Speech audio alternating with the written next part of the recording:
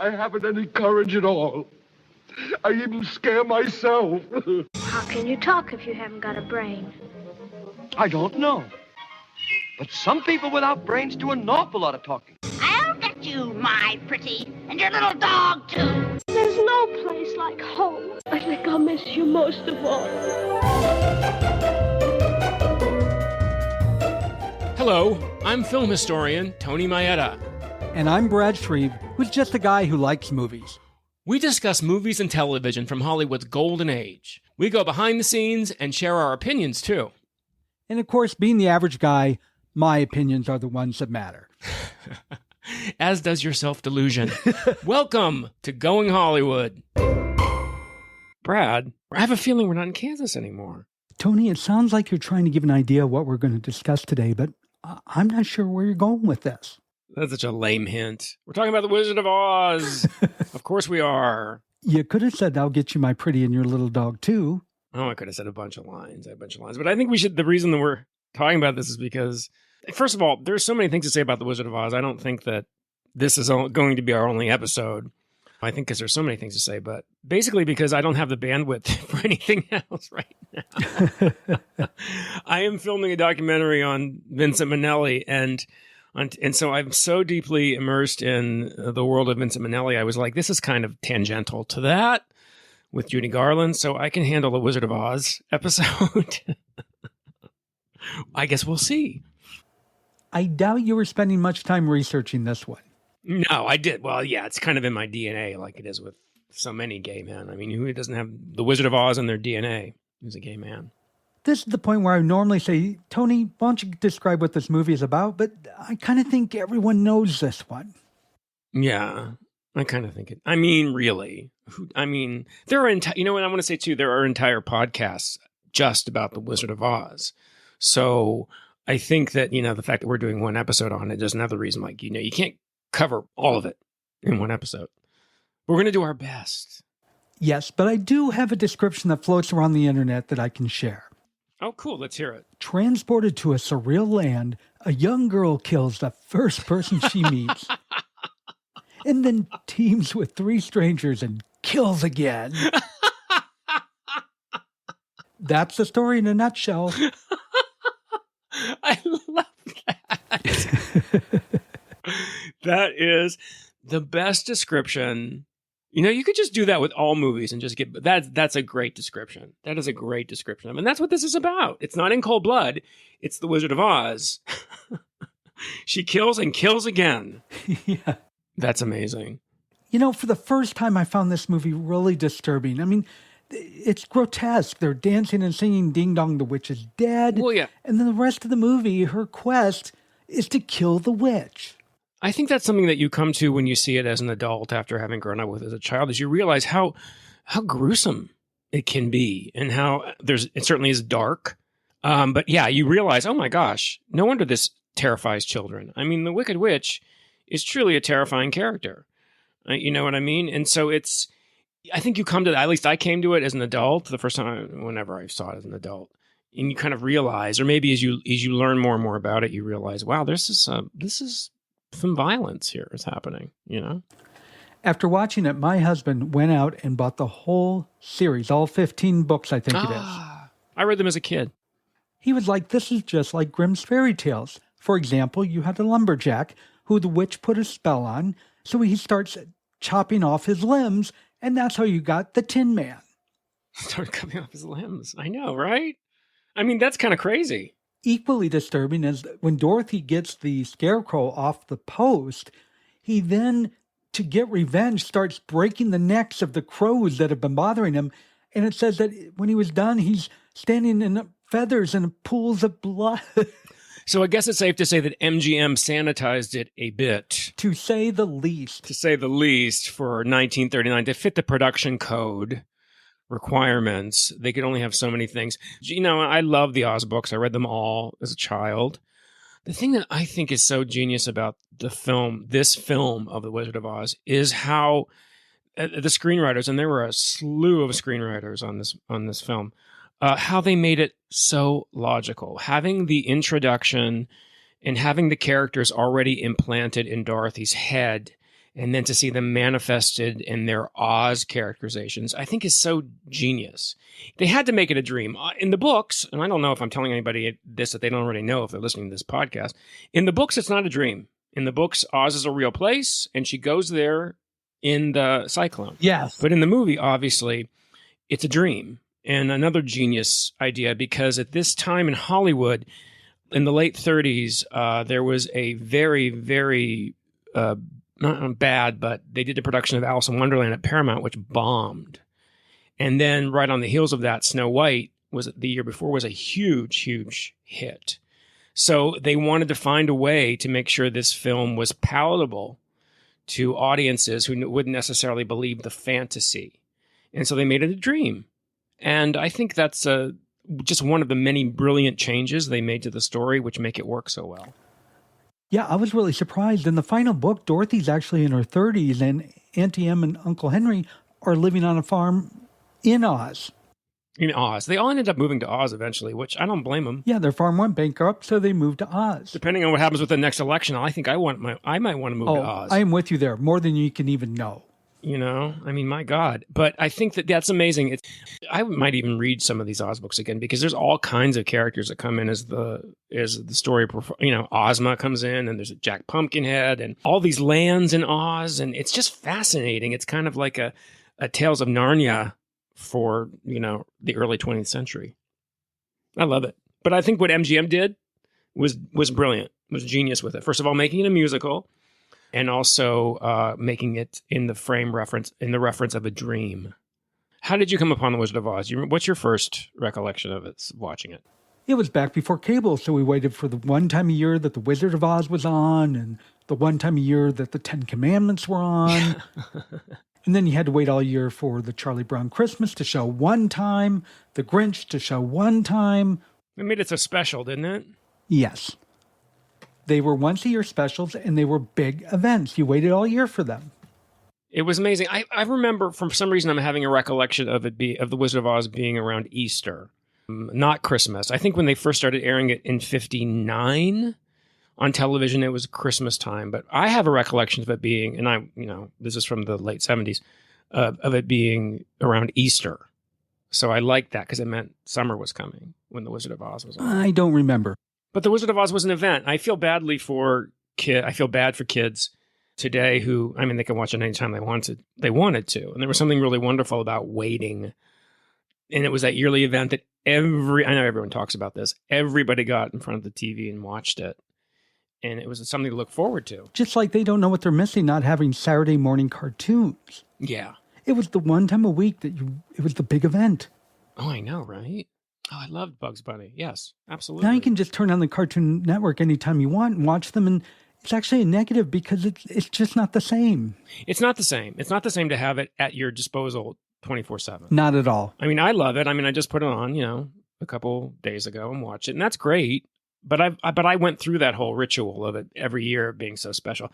It's still special. It's still a phenomenal film. I mean, just the technological aspects of it are phenomenal. That everything, there's no CGI here. I mean, that cyclone is muslin. Everything in the matte paintings and the dissolve, everything on that was figured out. Someone in their head figured out how to do it live, and it works. People don't have to wear makeup nowadays. They just wait till they're done filming and change it via CGI. Right? Exactly. It's fascinating. Fascinating. So you remember seeing it on TV, and what were your initial? They were much better than when I just watched it last week. Really? Yes. I think we're going to have to talk about that. I was kind of let down because I really loved this as a kid, and I didn't this time. And I will say that as far as the flying monkeys go, I was never afraid of them growing up, but watching them now, they are horrific. I can understand why kids had nightmares. Yeah, I know, they're pretty terrifying. Terrifying to say the least. That's so funny because I think one of Judy's children talks about the first time they saw The Wizard of Oz on TV, and they were freaking out because Mommy was being taken away by flying monkeys. And she's like, "I'm right here, darling. I'm right here." Well, yeah, they saw Mommy being flown away, screaming, "Help, help." Yeah, exactly. It must have been terrible. They're like flying rodents. I mean, that would freak me out. Tony, I'm stopping our conversation real quick. Why? Brett, we're in the middle of a podcast. But this is about the podcast, and it's very important. Okay. Listener, whatever app you're listening on, whether it's on the computer or on the phone, reach your finger or your mouse over. It usually says follow. Some still say subscribe. And click that. And what's going to happen when they do that, Tony? They're going to get notified when a new episode is available, and they can listen to us again. You don't want to miss that. No. Can we get back to the episode that we were recording? Of course. Please? Of course. All right. Thank you. Don't forget to subscribe and follow. There you go. Let's talk about the reception The Wizard of Oz got. It was nominated for Best Picture in 1939, and 1939 was a huge year for movies. Yeah, 1939 was the year. Yeah, of course, we had Gone with the Wind, Mr. Smith Goes to Washington. There was Stagecoach, which is the one John Wayne movie that I can think of that I liked. Love Affair, which people know from Sleeping in Seattle, isn't it? Yeah, yes. From Sleepless in Seattle, yeah. I mean, there's a big one in there you forgot. Did you say Gone with the Wind? Yes. Did you say that? Oh, you did? Okay, I missed it. Gone with the Wind was the big winner that year. It's the one that won, and it wasn't called Best Picture then. It was called Outstanding Production, and it also did not go to the producers and went to the studio. Right. So Selznick won, which I believe is well-deserved. It was a better production. Well, just the scale of it. And Selznick pretty much had that in the bag. I mean, the scale of that film is just astounding. Even when you think about this, and this is also true with The Wizard of Oz, movies had only learned to talk 10 years before. So the fact that they not only had sound, but they had glorious Technicolor. Technicolor was also something that was very rare in 1939. I think there were only like 4 Technicolor cameras. They were behemoths. They were huge. And at that time, they thought you needed massive lighting in order for Technicolor to register. So that's why whenever you see candid shots behind the scenes of Wizard of Oz and you can see the sets, the lights are just, it's like the center, it's like the sun. It's so bright. So these actors were in these huge costumes. Burt Lahr was in this huge Cowardly Lion thing that must have weighed 40, 50, 60 pounds and sweating profusely. And I think Jack Haley, who played the Tin Man in an interview in the 70s, said people always come up to him and ask him, wasn't that wonderful? Wasn't it fun to make that movie? And he's like, no, it wasn't fun. It was hell. It was work. It was terrible. They all were in these costumes where they were immobile and it was difficult. And yet they make it look joyous. I heard nobody remembers that film fondly because it was so different. Yeah, except for the hardships. Oh, I think they remembered it fondly. I mean, Ray Bolger certainly remembered it fondly. And Judy did. How could she not? I mean, I think this is a good point to talk about some of the myths about The Wizard of Oz, which everybody kind of knows, but they think they know the reality of it. And just to be clear, Shirley Temple was never seriously considered to play Dorothy. And I see it all over the place that she was. For a minute she was. But this movie was conceived by Mervyn LeRoy, who was the producer, and Arthur Freed, who was his associate producer, uncredited. Arthur Freed is basically responsible for the great MGM musical period, but he was not the producer on this. He was Mervyn LeRoy's associate. Mervyn LeRoy was brought in from Warner Brothers as kind of like a replacement for Irving Thalberg, who had passed away a few years before. And if I'm getting too deeply into the weeds on this, well, that's this podcast. So anyway, so it was Mervyn LeRoy and Arthur Freed. Arthur Freed had been a fan of Judy's since she was signed to the studio in 1935. And he wanted this project for her.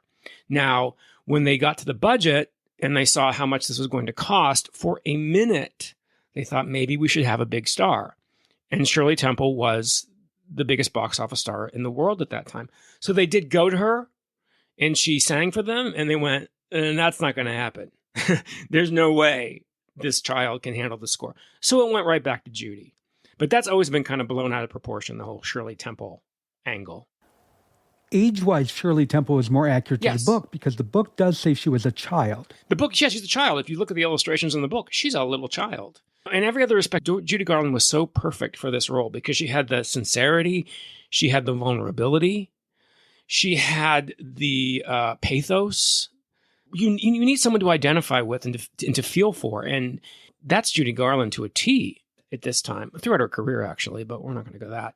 But, I mean, and she was so perfect for it because you feel for Dorothy. Your heart breaks for Dorothy. There's a wonderful outtake that's available there was to be a reprise of Over the Rainbow that Dorothy sings when she's trapped in the witch's castle, right before the witch goes, Annie M, Annie M. Remember, she's seeing Annie M in the crystal ball, and then it turns into the witch. Right before she was supposed to sing a reprise of Over the Rainbow, which is heartbreaking. And they took it out because it was so heartbreaking and so terrifying. They didn't want to have the original Over the Rainbow in it. So they weren't going to have a reprise of it. But I mean, she had such sympathy and such audience goodwill, and she's just so wonderful in this film. She did a great job, and I will grant you that. But you know, they did have to tape her breast down, and yes, we kind of had a laugh about it for a minute, and then I thought, well, you know what? If Stockard Channing can get away with playing a teenager on Grease, I can accept Judy as a little girl. Isn't that true? Well, how about when they did The Wiz and they made Dorothy in her early 20s because it was Diana Ross? You know, in The Wiz, Dorothy's a child. You know, Stephanie Mills was a short person, and you know, you could believe she was a young, but they had to age her up for The Wiz. I'm glad they didn't do that with The Wizard of Oz, because Dorothy makes a perfectly believable young girl of indeterminate age at that point. But you know the stories about how when they first started filming it under Richard Thorpe, who was the original director, how they had her in the blonde wig, and they had her made up to look a little bit more like a Cupid doll. And she was kind of acting it that way too. She was acting, it was very artificial. The original shots, whenever you see this was when Buddy Ebsen was still in the film. The original Tin Man. The Tin Man. Betty Upson was originally the Tin Man. And what happened was they did a few weeks of filming under director Richard Thorpe. And then Buddy Ebsen, he was wearing not aluminum paste, because that's what they replaced it with. He had aluminum dust. His makeup was aluminum dust. And he was slowly breathing it into his lungs until it coated his lungs. And he said, you know what it's like when you go to take a breath and nothing happens. He says, that's what it was. So he had to leave the picture, the poor guy, and was in an iron lung for weeks. And they took this opportunity when they had to shut down production to take a look at the footage and realize this is totally wrong. So Richard Thorpe was taken off the film, and George Cukor, who was about to begin Gone with the Wind, but had a few weeks to spare before starting Gone with the Wind, came on, and he's the one who took the wig off of Judy Garland, who told her to, stop the cutesy pie acting, to act like the young girl she was, to be sincere. And he made some they changed the shape of the yellow bricks in the Yellow Brick Road, because they looked like they were a patio, and they made actual yellow bricks that looked like a Yellow Brick Road. George Cukor is one of my favorite directors, and he has a lot to his credit in Hollywood history. But one of the biggest things is taking that wig off of Judy Garland and telling her to act like the young girl she is. And we have him to thank for it. And then he was pulled off, and Victor Fleming finished. Until Victor Fleming was put on Gone with the Wind. So it's a whole convoluted thing. But I always think that's fascinating. Yeah, I didn't know it until just recently that Victor Fleming directed Gone with the Wind. Yeah. And just imagine being up for Best Picture for two films at the same time. Victor Fleming had a great career. I mean, he did Red Dust. He was a good friend with Clark Gable. He had quite an illustrious career. He started in silent film as an actor.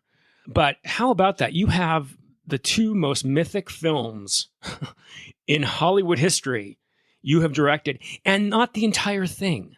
That's the thing. Wizard of Oz had 5 directors come in. Victor Fleming did the majority of it. And then when Victor Fleming went to go to Gone with the Wind, King Vidor, who was a great director in the silent era, finished it. And King Vidor actually directed all of the Kansas scenes, including Over the Rainbow. So Victor Fleming did mostly the Oz scenes. And then he was pulled to do Gone with the Wind once George Cukor was kicked off Gone with the Wind.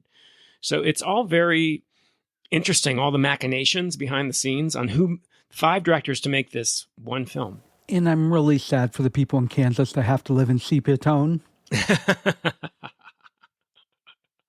Well, yeah, I mean, I always think of that whenever I'm in Kansas, I think of that. I think, wow, it's not that gray here, but it's pretty gray.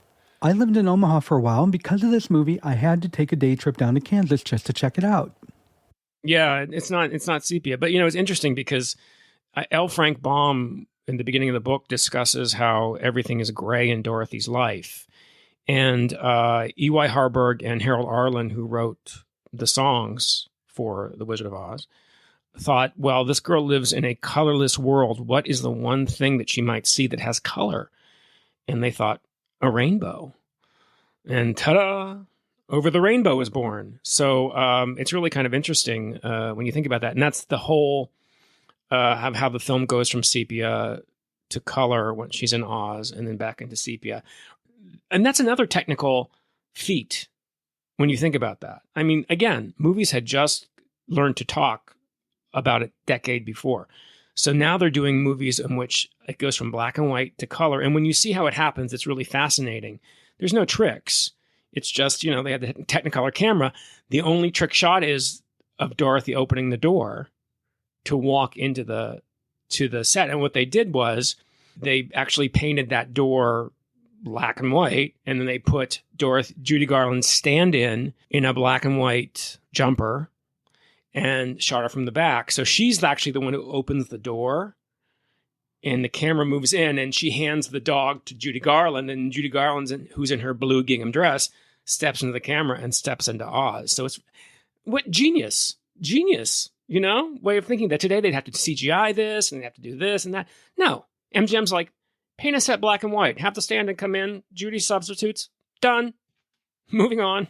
That was really smart. It is. So Over the Rainbow was not a thing in the book. She just happened to land in Oz? There were no rainbows. And to my recollection, it's been a while since I've read The Wonderful Wizard of Oz. But to my recollection, I don't think Dorothy ever said, I want to go over the rainbow. That was purely a filmmaker's conceit. I cannot picture this movie without that song. This song is one of my favorites. Yeah, well, we talked about this a little bit, before about how they wanted to cut it. When we talked about Breakfast at Tiffany's. Yes.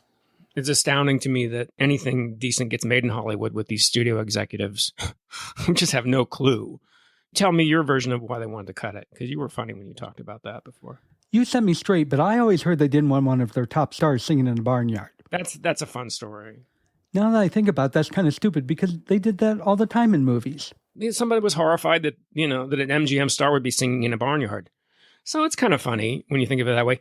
The reason was they felt, for whatever reason, that Over the Rainbow slowed down the picture. Now, I don't know how it slows down the picture. The picture has just started, and it's only like 15 minutes in, if that, to sing Over the Rainbow. And it's also very important because it's her, in musical theater, there's the conceit of a wanting song. The heroine or hero sings a song at the top of the show to express their desires. This is Dorothy's wanting song. This is she's presenting us with her dilemma, with her dreams. How are you going to cut that out? I mean, it's just insane. And thank God they didn't, So they were going to cut it, according to Judy Garland, they wanted to cut it out. They cut it out in Pomona.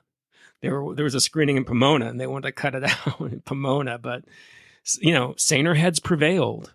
Thank God it did. I don't put a lot of stock in AFI, but wasn't it like number one on the AFI songs from movies list when they do all those lists all the time? That I don't know. I think so. I think it won the number one movie song, which makes sense. I mean, come on. It's better than, what else? 3 Coins in a Fountain? I don't think so. You think of The Wizard of Oz, I really think you think of Over the Rainbow. Oh, yeah. Not. It's incredible how it happened. It won Best Song and Best Original Score. Yes, and Judy Garland won a special juvenile Oscar for Outstanding Juvenile Performance of the Year. It was a special award they didn't give out a lot, obviously, because there aren't that many juvenile actors in Hollywood. She won. Mickey Rooney had won the year before, and then I think the next one was received by Margaret O'Brien for Meet Me in St. Louis. So Judy got a special Oscar, and thank God she did, because it's the only Oscar she ever got, which is a tragedy and travesty. But that's another podcast. Well, let's get to another rumor. The Munchkin that hung himself. I know.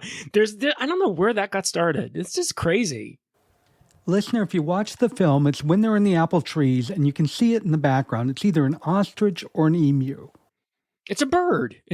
But somewhere along the line, they got the rumor started that, why would they leave that in? That's just so silly.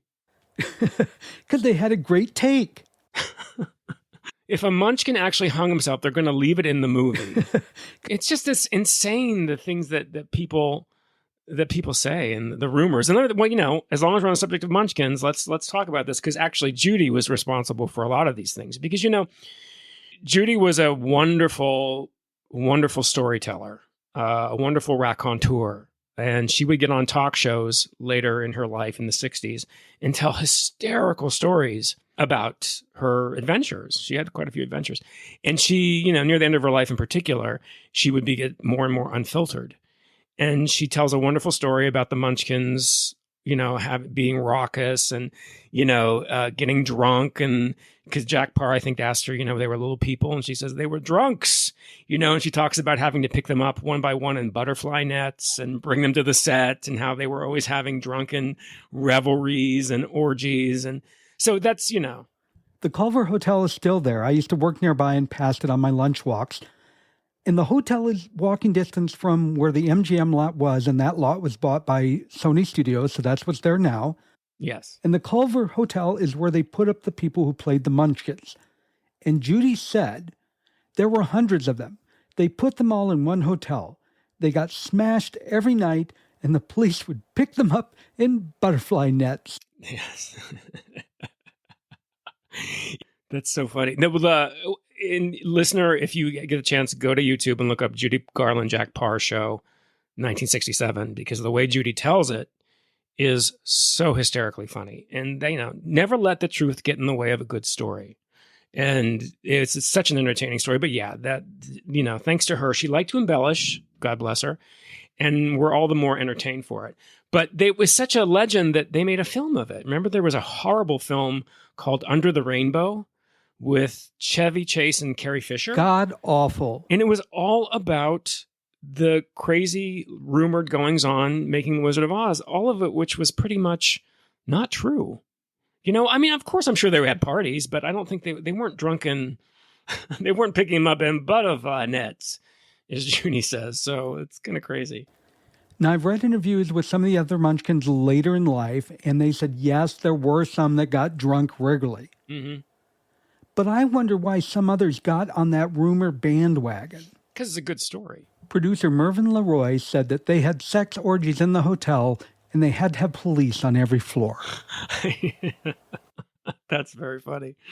Mervyn LeRoy said that? Really? That's so funny. What source are you citing there, Brad? TMZ? No, don't ever accuse me of quoting TMZ. There were several sources, including Vanity Fair. Well, here's the thing. Now, imagine if you will, you're a little person, and you have never seen anyone who looks like you. It's kind of like a gay man coming into West Hollywood for the first time. If you're living somewhere in the Midwest and you don't know, you've never seen anyone else like you. And then you get to this place, this magical place called Hollywood. And suddenly you're surrounded by people who are exactly like you. Can you imagine? I think I go a little crazy too. In fact, I did a few times. So there you go. It was during the Depression, and that was a time when little people still were ostracized and had a hard time finding jobs. Yeah. People accused P.T. Barnum of exploiting people at that time, which he did, but he also gave them jobs when no one else would. So in this movie, can it be argued that they exploited people? Yes, I think they did. Right. But I've read interviews, and these folks were happy that they had jobs. Well, a large majority of them were this group called the Singer Midgets, who did exactly what you said, who were basically in fairs and circuses and things like that. But they recruited, there were plenty of, non-actors in this, or non-performers in this group. And there were very young little people mixed in with older people. So some of the people who survived, who were interviewed in the later documentaries, were very young, obviously, in 1939, that they could be alive in 1989 for the 50th and be interviewed. But it's really fascinating. I can imagine they wouldn't go crazy. It makes perfect sense to me that they would go crazy. Some of them said that they couldn't believe they were in Hollywood. It was like a dream come true. Right. As far as that story goes, Sidney Luft, Judy's third husband, I presume you read his book, right? Yes. In the memoir, he says they made Judy's life miserable by putting their hands under her dress. Yeah, that's Sid Luft. And they thought they could get away with anything because they were so small. I'm sure Judy made comments at one point, and then he carried that on. I think that Sid Luft, it's an interesting book. You have to take it with a grain of salt, as you do with most biographies of Judy Garland. Most of them are the writer's agenda, and so many of the things they purport are not true and have been proven to be not true. And I think the thing with the Munchkins is some embellishment. I'm sure Judy just talks about one Munchkin asking her out for dinner. And she said she couldn't, but she didn't want to say I can't because you're a midget. She said, but she said her mother wouldn't like it. She was a young girl. So I that's another one of those myths, the myths about the Munchkins, which just people perpetuate because, it shines a light on them, I guess. It makes them seem important. He claimed when she said, my mother wouldn't like it, he said, your mom could join us. Bring your ma, too. Yeah, bring her along. And it's probably true that one or two guys were creepy. And, of course, they have to give it the whole blanket. All the Munchkins were that way. But it makes a more entertaining story, doesn't it? And people love, that's, never let the truth stand in the way of a good story. And it's the thing, one of the other myths about The Wizard of Oz, which I always thought is mind-blowing, is that it wasn't a success when it first was released. And that's absolutely not true. Now, it had a huge budget, so it didn't make back its money the first time. However, it was still an incredibly successful film. And it did make back its money on its reissue in the 40s. So there at no point in time was The Wizard of Oz ever considered a flop or a bomb or any of that other malarkey that people say about The Wizard of Oz. It was always an event, and it was always a hit from the very, very moment it premiered in 1939. It was also overshadowed by Gone with the Wind. So there you go. Gone with the Wind blew it away. Well, Gone with the Wind blew everything away. I mean, that's just the reality of it. And they both have lasted.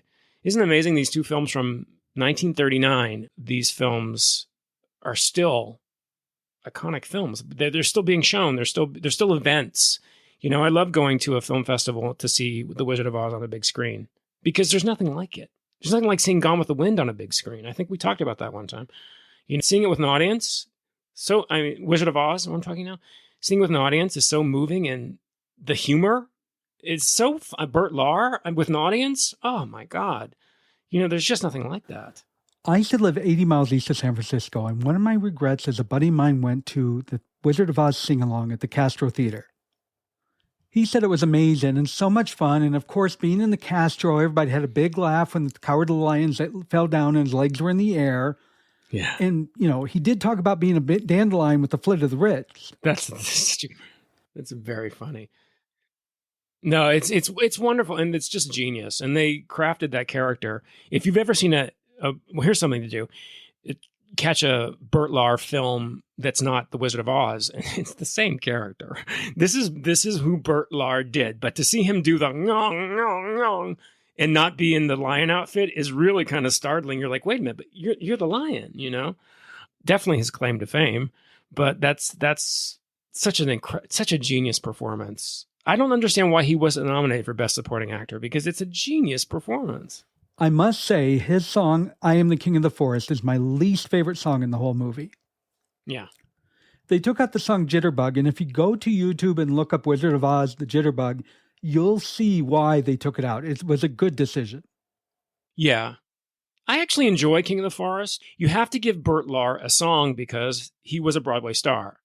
He was a name back then. So you have to give him a song a bit. And if you notice, in his when they first meet him, his If I Only Had the Noive is much shorter than If I Only Had a Heart and If I Only Had a Brain, because they knew he would have this kind of pièce de résistance if I were the King of the Forest, and he had to have something to do while they were waiting to go see the wizard. So they had they had to wait to go find out if they could go see the wizard. So they had to give something had to happen. So they gave Bert Lahr a song.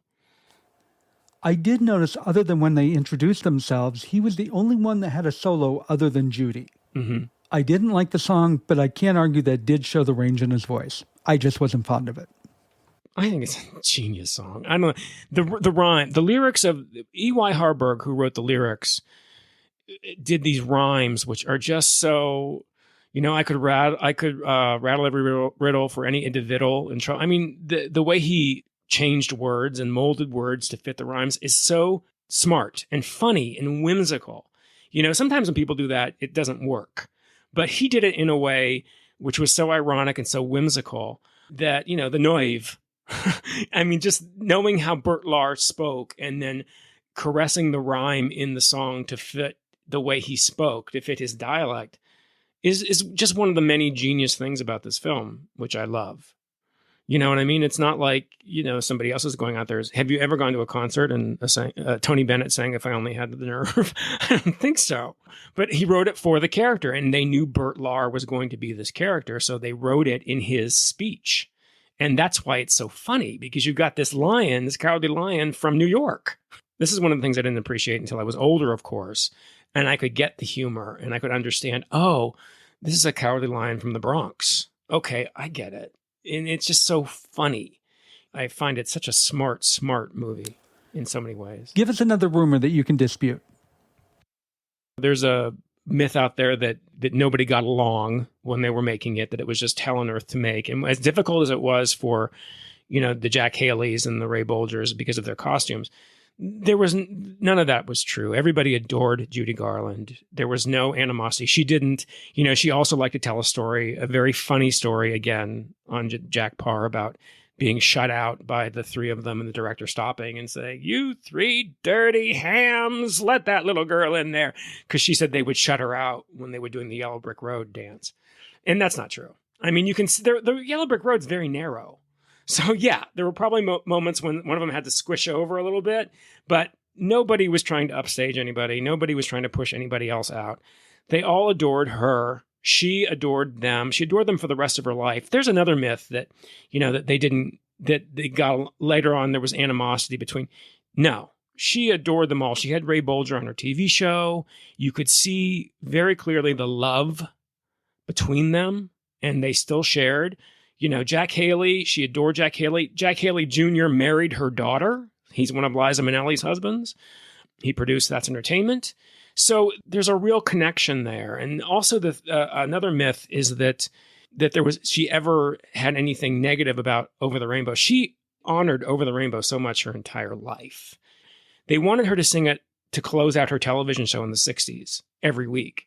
And she said, no, that song is too special to close every episode of a TV show. She said, I don't want anyone to lose whatever special feeling they have for Over the Rainbow by doing it every week. So she only sang it once on our TV show, and that was at Christmas time, and it made it all the more special. She honored that song, and she honored what people felt about that song. I believe it was that song, probably more than the movie itself, that made her a big star. Oh, absolutely. I mean, God, talk about the perfect... I don't think there's ever been a better match of actor or singer with song. I mean, I don't care how many people sing Over the Rainbow, it will always be hers. That's just the way it is. You just can't, you'll never get anybody singing it better. Some people added verse, and some people, speed it up, and some people slow it down. They can sing it, but it'll still be hers. Nobody else's. Every time I hear her sing it, it's magical.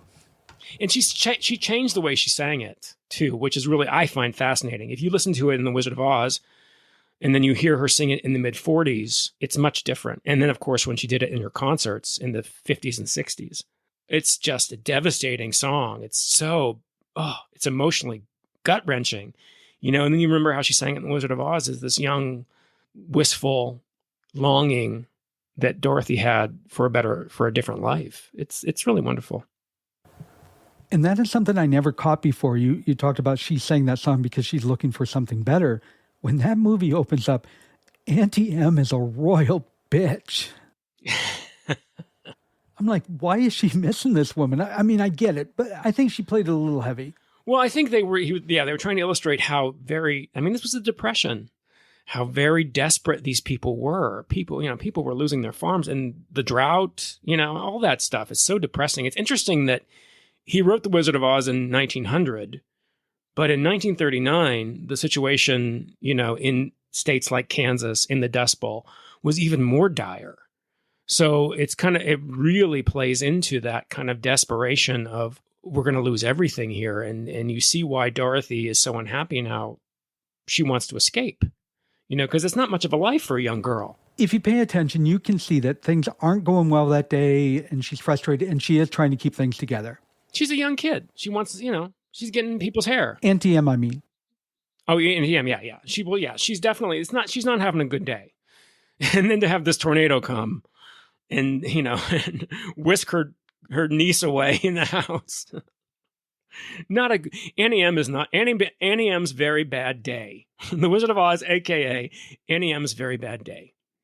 But then it ends up being an incredible dream, and there's no place like home, which is pretty astounding when the way it wraps up. I love the logic of it. The logic of the story, just having it bookended by the Kansas scenes it's so much more impactful than if it had been filmed as it was written, as something that really happened. And how about the pièce de résistance that she could have gone home anytime she wanted? All she had to do was click her heels 3 times. There's a very funny, it's not Saturday Night Live, it's Mad TV, I think, where they did The Wizard of Oz. Glinda says that to Dorothy, and whoever played Dorothy was just like, "Are you kidding me?" And she attacks Glinda. And you're kind of like that. You're like, wait a minute. I could have left any time, and you made me go through all this, and I had the power the entire time. It's crazy, but it factors into the theme of that movie, which is they're all looking for something to make them feel, quote unquote, whole. And they have it the entire time. The Scarecrow is always getting them out of situations. But yes, he says he doesn't have a brain. The Tin Woodman needs a heart, but he's the most emotional and the most sentimental. The Lion is quite brave in many of these instances. And Dorothy says at the end of the movie, if I ever go looking for my heart's desire, I better not look any further than my own backyard. That's what she's saying. And she said, your home is inside you. You've always had it. You've always been there. So I think that's another brilliant thing about the film.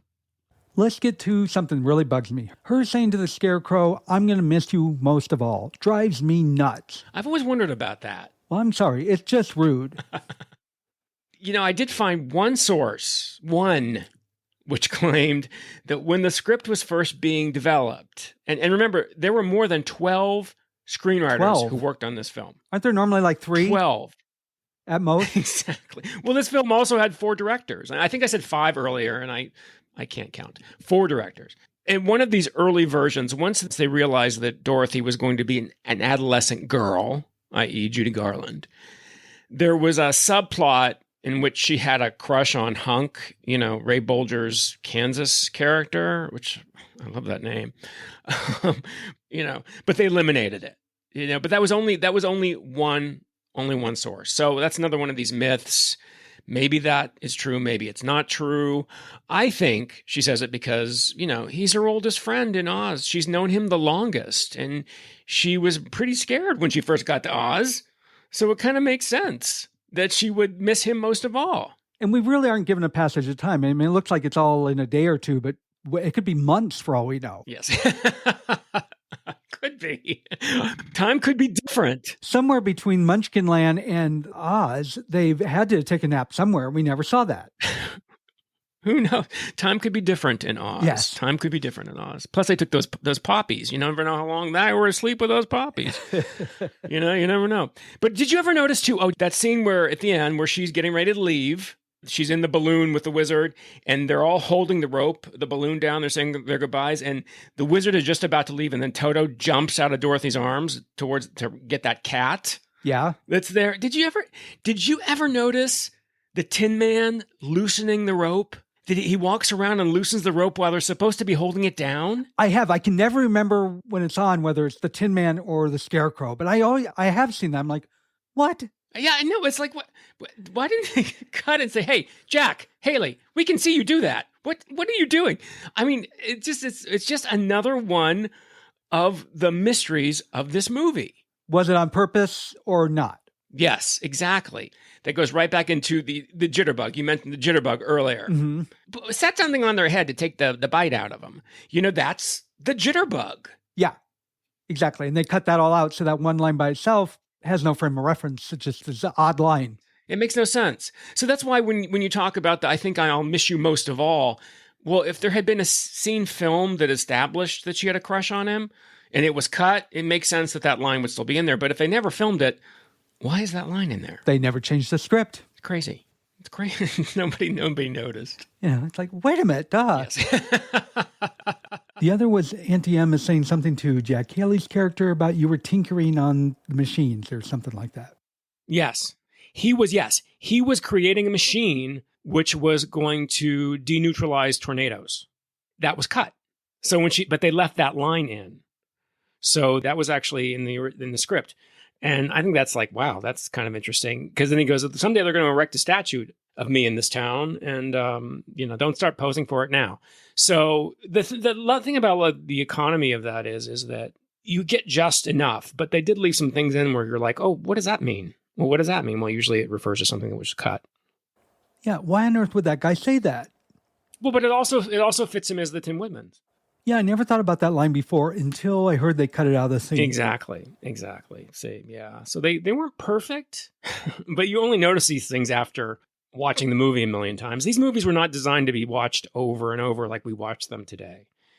So that's another thing too. And they also weren't meant to be seen in Ultra HD, in 4K. And so we see all these things that they never thought we would see because you're watching them on film. You can't see them. So it's interesting. We're noticing all these things now that nobody ever would have noticed in 1939. It's like continuity errors on old television. They thought, well, who cares what happened in season 2? This is going to happen in season 5. They don't match, but nobody will remember. We'll talk about continuity. Watch the length of Judy Garland's braids. In The Scarecrow, they go up and they go down. They go up. And that's because, they were retakes. And somebody was asleep at the switch and didn't realize how long her braids had been when they first shot it. So, yeah, those are just things that you have to take with a grain of salt. In every film, you're going to find that. And we're just aware of it now because we can watch them over and over and over again. Well, I think that we covered a lot of ground about The Wizard of Oz. I mean, there's so much more to talk about because, like I said, there are entire shows that are dedicated to The Wizard of Oz. But I think we did a pretty good overview of it. For us, we can always revisit it sometime. Except I got to be honest, I was surprised. I didn't like it. You don't like The Wizard of Oz? No, not at all. You don't like what? There are great things about this film. Like every time they skipped down the road, I was amazed at the sets. They were huge, and I kept saying they're going to have to stop skipping soon because they're going to hit a wall. Okay, I think you've buried the lead here. So you don't like this movie? No, Judy did great, but I did not like this film at all. I didn't like the Munchkins. They were creepy. Now, I know at that time the artwork was different. They had what we call grotesque style, but they creeped me out. And I was put off by them dancing and singing that the witch was dead. I thought that was grotesque. Mm-hmm. And then her shoes curled up and her legs curled up. That was gross. Well, hello, she was a dictator. So they're going to celebrate when she dies. Okay, Dorothy in the Tower. Now, Judy did a great job. You could feel Dorothy's pain. You could see Dorothy's pain. All of this is while she's waiting for the sand to go down in the hourglass, which is my problem. Why did the witch do that? It's like a Bond villain. Just kill her. Because she wants to torture her. It's like the last to die will watch the first 3 go before her. I mean, she's a witch. She's a bad witch. Bad witches are ugly. She's a bad witch. Margaret Hamilton tells a very funny story about getting the offer to do The Wizard of Oz. And she goes, oh, gosh, I've loved those stories my whole life. What part? And her agent goes, well, the witch. What else? So that pretty much says it right there. And I don't think people give her enough credit. As a Myra Gulch and as the witch, she did a great job. She is wonderful. And she wasn't the first choice. They were going to go with a beautiful witch, with an actress named Gail Sondergaard, who had just won an Oscar the year before, because of Snow White's beautiful witch. So they wanted beautiful queen witch, whatever. So they thought we're going to go this route, but they're like, no, the witch has to be a child's witch, is ugly and scary. And that's why they went. I mean, they made Margaret Hamilton Margaret Hamilton was not an ugly woman, but they obviously made her look like a witch. They put warts in the nose and all that stuff. Okay, let me cover my ass here a little bit, though it's probably not going to be as much as people want. Okay. Obviously, I'm not going to remember it as well as I did as a kid. That's to be expected. But the script and everything, I was just really let down. And there's so many great things I can say about this movie, but in the end, I was bored. All right, you're going to get a pass on this. There are people who are just screaming now. I'm absolutely certain of it. I am going to get hate emails. Don't do that, people. We'll agree to disagree. No, I want to hear your opinions. But yeah, I think we covered it all. At least enough for today. And we did. We'll put a pin in it. Maybe we'll come watch The Wizard of Oz again, and maybe your opinion will change next time. Maybe. Thanks for listening, everybody. Bye-bye. Do you enjoy going to Hollywood? Well, of course you do. And Tony and I would like you to do something for us and, more important, for other podcast listeners out there. Go to Apple Podcast, iTunes, Spotify, or wherever you listen to your podcasts and rate and review this show. A 5-star would be especially nice. That way, when others are looking for a new show, they'll see ours and see those reviews, and they will stop and listen. And boy, that will make their day. It will be much appreciated. Thank you for being with us.